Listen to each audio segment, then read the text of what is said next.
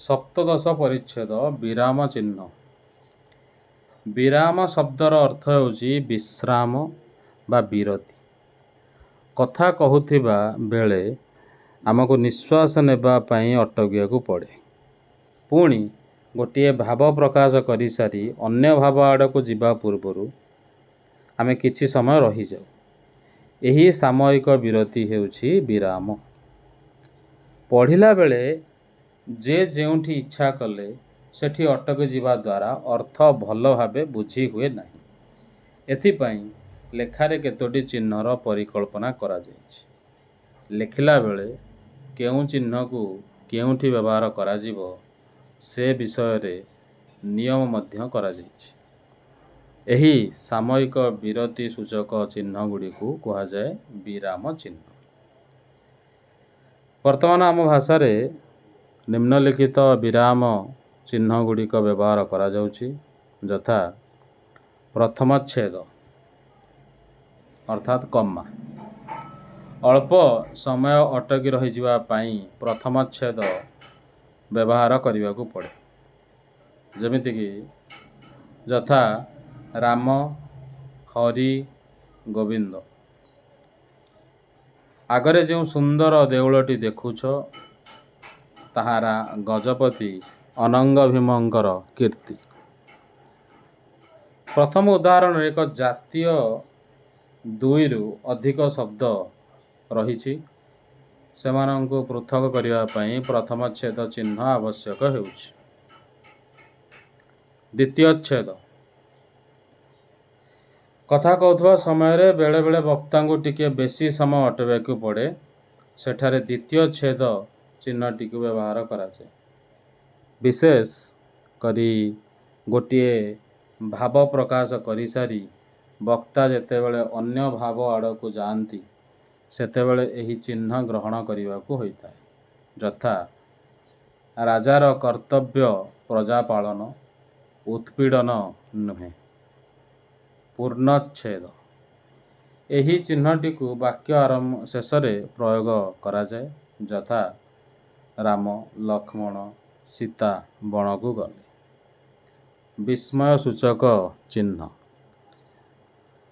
ଭୟ, ଶୋକ, ଆନନ୍ଦ, ବିସ୍ମୟ, ଘୃଣା ପ୍ରଭୃତି ଭାବ ପ୍ରକାଶ କରିବା ପାଇଁ ବିସ୍ମୟ ସୂଚକ ଚିହ୍ନ ବ୍ୟବହାର କରାଯାଏ।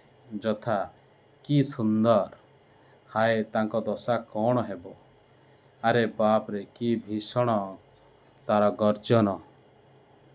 ତ ସମ୍ବୋଧନ ଚିହ୍ନ ରୂପେ ମଧ୍ୟ ଏହି ଚିହ୍ନଟି ବ୍ୟବହୃତ ହେଉଛି। ଯଥା ମହାରାଜ ମୋତେ କ୍ଷମା କରନ୍ତୁ। ପ୍ରଶ୍ନବାଚକ ଚିହ୍ନ। ପ୍ରଶ୍ନସୂଚକ ବାକ୍ୟର ଶେଷରେ ଯେଉଁ ଚିହ୍ନଟିକୁ ବ୍ୟବହାର କରାଯାଏ ତାହା ହେଉଛି ପ୍ରଶ୍ନବାଚକ ଚିହ୍ନ। ଯଥା ତୁମେ କେବେ ଆସିଲ? ଏ ପ୍ରଶ୍ନର ଉତ୍ତର ତୁମେ ଜାଣ। ବନ୍ଧନୀ। ବାକ୍ୟ ମଧ୍ୟରେ ବିଭିନ୍ନ କାରଣରୁ ବନ୍ଧନୀ ଚିହ୍ନ ବ୍ୟବହାର କରାଯାଏ। କଠିନ ପଦର ଅର୍ଥ ବୁଝାଇବାକୁ କିମ୍ବା ନାଟକରେ ଅଭିନୟର ଭାବ ବ୍ୟକ୍ତ କରିବା ପାଇଁ ଏହା ବ୍ୟବହୃତ ହୁଏ। ତେଣୁ କ୍ରମାଙ୍କ ସୂଚନା ନିମନ୍ତେ ମଧ୍ୟ ଏହାର ପ୍ରୟୋଗ କରାଯାଏ। ଯଥା ମୋର ପୌତ୍ର ବା ପୁତ୍ରର ପୁତ୍ରର ଆଜି ବ୍ରତ ଉପନୟନ। ହରିଶ୍ଚନ୍ଦ୍ର ଦୁଃଖରେ, ହାୟ ଶୈବ୍ୟା, ହାୟ ପ୍ରିୟ ପୁତ୍ର ରୋହିତ, ଆଜି ମୋର ଅବିଚାରରୁ ତୁମମାନଙ୍କର ଏ ଅବସ୍ଥା, ଏ ଦୁର୍ଦ୍ଦଶା। କ୍ଷୁଦ୍ର ରେଖା। ଏକାଧିକ ଶବ୍ଦ ମଧ୍ୟରେ ସ୍ପଷ୍ଟତା ଉଦ୍ଦେଶ୍ୟରେ ଏହା ଲାଗିଥାଏ। ଖରା, ବର୍ଷା, ଶୀତ, କାକରରେ ମଧ୍ୟ କୃଷକ କାମ କରେ। ନିର୍ଦ୍ଦେଶକ ଚିହ୍ନ। ଉଦାହରଣ ଅଥବା ଯଥା ଶବ୍ଦ ପରେ ଏବଂ ନାଟ୍ୟ ଚରିତ୍ରର କଥା ପୂର୍ବରୁ ଏହି ଚିହ୍ନର ବ୍ୟବହାର କରାଯାଏ। ଶୂନ୍ୟ ସ୍ଥାନ ପାଇଁ ମଧ୍ୟ ଏହି ଚିହ୍ନ ବ୍ୟବହାର କରାଯାଏ। ଯଥା ଗଙ୍ଗା, ହେ ଗୋବିନ୍ଦ, ଗଙ୍ଗା ଆଜି ପୁତ୍ର ଶୋକରେ ଅଧୀରା। ଶରୀରକୁ ଡ୍ୟାସ୍ ଭାଗରେ ବିଭକ୍ତ କରାଯାଇଛି। 4, 2, 6। ଉଦ୍ଧୃତି ଚିହ୍ନ। ଅନ୍ୟର ଉକ୍ତିକୁ ଅବିକଳ ଉଦ୍ଧାର କରିବାକୁ ହେଲେ ଉକ୍ତିକୁ ଏହି ଚିହ୍ନ ଭିତରେ ରଖିବାକୁ ହୁଏ।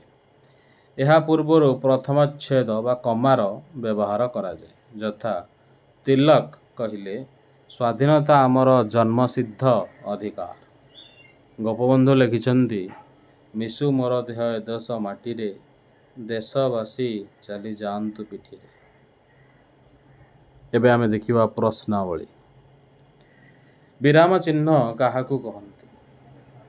ବିରାମ ସୂଚକ ଚିହ୍ନ ପ୍ରୟୋଗର ଗୋଟିଏ ଦୃଷ୍ଟାନ୍ତ ଦିଅ। ଦ୍ୱିତୀୟଚ୍ଛେଦ ଚିହ୍ନ କେଉଁଠି ପ୍ରୟୋଗ କରାଯାଏ? ବନ୍ଧନୀ ଚିହ୍ନ ବ୍ୟବହାରର ଗୋଟିଏ ଦୃଷ୍ଟାନ୍ତ ଦିଅ। ଉପଯୁକ୍ତ ବିରାମ ଚିହ୍ନ ବ୍ୟବହାର କରି ବାକ୍ୟଗୁଡ଼ିକୁ ଲେଖ। ଚନ୍ଦ୍ରର ନିଜର ଆଲୋକ ନାହିଁ, ମାତ୍ର ଏହା ସୂର୍ଯ୍ୟର ଆଲୋକରେ ଆଲୋକିତ। ଆଲେକଜାଣ୍ଡର ସତ୍ୟ, ସେଲ୍ୟୁକସ୍ ବିଚିତ୍ର ଏହି ଦେଶ। ନିୟମିତ ବ୍ୟାୟାମ କଲେ ଶରୀର ମନ ସୁସ୍ଥ ରହେ। ଠେକୁଆ କହିଲା ମହାରାଜ, ଆପଣ ହିଁ ହେଉଛନ୍ତି ଏ ଅରଣ୍ୟର ପ୍ରକୃତ ଅଧିପତି।